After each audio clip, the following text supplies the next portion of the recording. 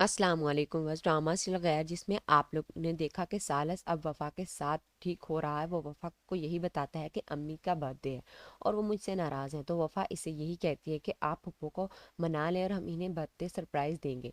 दोनों केक लेने गए और साथ में गिफ्ट भी। अब सालस वफ़ा की हिफाजत भी करता है, बल्कि इसे परफ्यूम भी गिफ्ट करता है।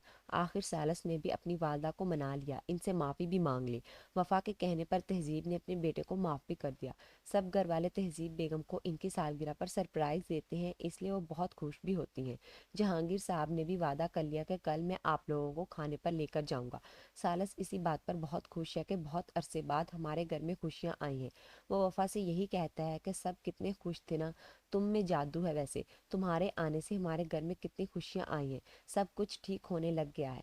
सालस को भी शायद अब वफा पसंद आ रही है, अब इसके साथ खुश रहता है, इसकी कंपनी को एंजॉय करता है। तहरीम अपनी बहन को सालगिरह का तोहफा देने आई तो इन दोनों को खुश देखकर बहुत जलती है। इसे तो बर्दाश्त ही नहीं होता कि वफा और सालस खुश रहें। वो सालस से यही कहती है कि तुम अपनी पहली मोहब्बत भूल गए हो। सालस जो चाहता है कि इसके मामलात में कोई ना बोले, वो इन्हें इंटरफेरेंस करने से मना कर देता है। शुफा जिसके घर वाले इसका रिश्ता तलाश कर रहे हैं, शुफा की वालदा ने इसे यही बताया, लेकिन इसने तो मना कर दिया और बहुत हंगामा किया। अपनी वालदा और फरजाद के साथ बदतमीजी भी की। तो फरजाद ने इसे काफ़ी डांटा कि आइंदा मैं तुम्हें ऐसे बात करते ना देखूं, और अपनी वालदा से भी कह दिया कि आप लड़के वालों को बुला लें। तहरीम भी आकर शुफा को बता देती है कि सालस और वफा एक साथ बहुत खुश हैं, तुम्हें सिर्फ लाड़ों में रखा हुआ है।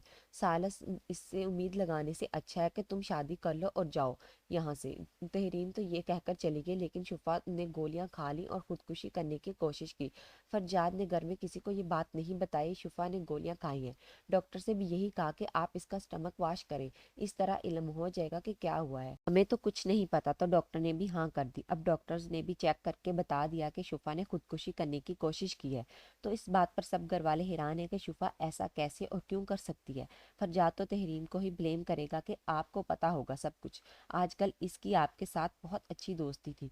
लेकिन तहरीम ने तो सारा इल्ज़ाम उल्टा फरजाद पर ही डाल दिया कि तुम्हारी सख्ती की वजह से ये सब हुआ है। सालस और इसके घर वालों को जब इस बात का इल्म हुआ तो वो लोग भी आ गए। तहरीम तो सालस को फिर से शुफा से हमदर्दी करने पर मजबूर करती है। इससे यही कहती है कि इसने मोहब्बत में जान की बाजी लगा दी, लेकिन तुम बहुत बुज़दिल हो, तुम्हारी बेवफाई की वजह से वो मर रही है। और वफा को भी धमकाती है कि अगर शुफा को कुछ भी हुआ ना, तो सबको बता दूंगी कि तुम्हारी वजह से शुफा ने खुदकुशी की है। तो तुमने इसकी मोहब्बत पर डाका डाला है, इससे इसकी मोहब्बत छीनी है, और एक बात याद रखना, इसकी खुदकुशी की वजह सिर्फ और सिर्फ तुम हो। घर जाकर भी सालस काफ़ी परेशान था, तो वफा इसे हौसला देती है कि इसमें आपका कोई कसूर नहीं है। सालस तो यही कहता है कि मैं बुज़दिल इंसान हूँ, और बुज़दिल इंसान और कर भी क्या सकता है, सिर्फ लड़कियों के पीछे छुप सकता है। कभी तुम्हें आगे कर दिया और कभी शुफा को मौत के घाट उतार कर। न मैं मोहब्बत में वफा कर सका और ना ही वफा से शादी करके इसे निभा सका। शुफा भी अब ठीक हो ही जाएगी, लेकिन वो इतनी आसानी से सालस की जान छोड़ने वाली नहीं है। वो सालस और वफा की खुशियों के दरमियान हमेशा आती रहेगी।